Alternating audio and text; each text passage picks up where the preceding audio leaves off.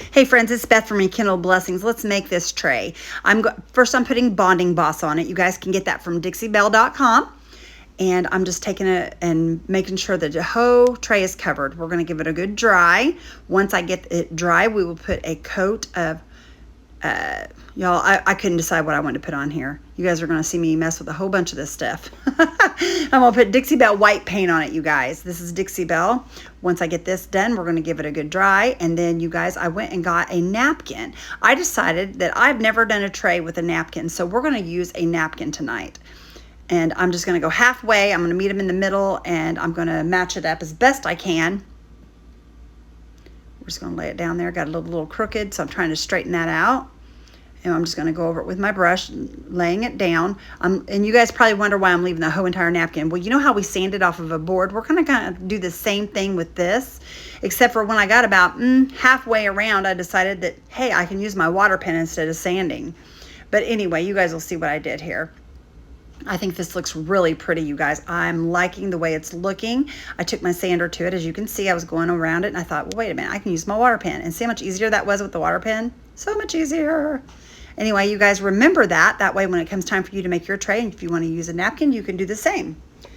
Anyway, I am going to go around this with the bronze, which is made from black, copper, and gold. And it makes this beautiful bronze color, and that's what we're going to use here on our tray all the way around. And you guys, this has no detail on it whatsoever. This tray does not. And it just looks so plain to me. So guess what I decided to do, y'all? Let me paint all this and you'll see what I decided to do. I decided to do my very favorite thing in the whole world. You guys know what that is. It's Would You Bend. We're going to put some Would You Bend on here, y'all. Get this good and painted.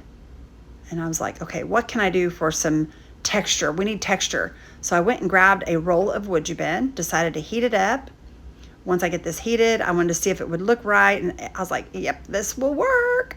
So we're going to heat it up again. We're going to move the tray, and we're going to start painting this.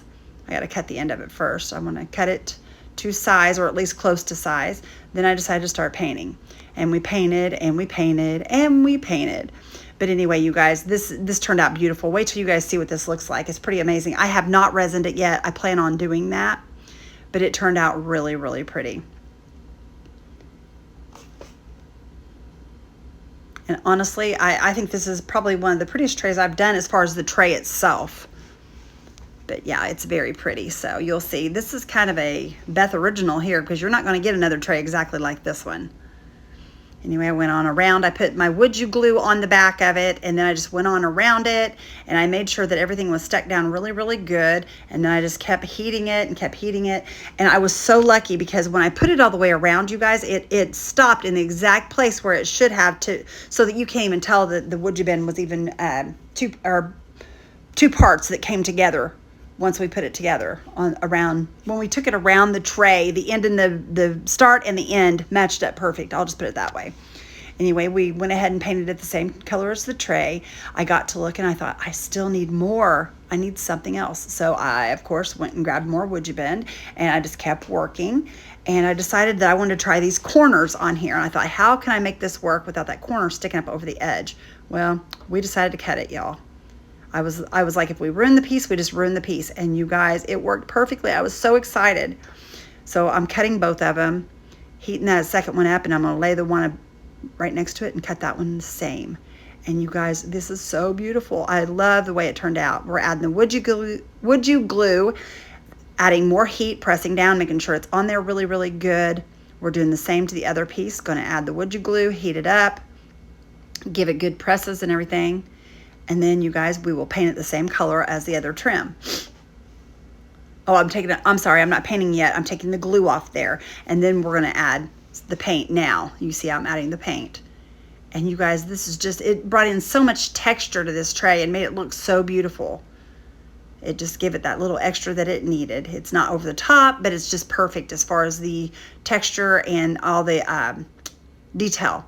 And then I mixed up some of my Would You Bend pigments. This is pale gold, and I'm just going to go around and I'm going to add that to the trim, just on the very top of the trim, which will just bring out that detail.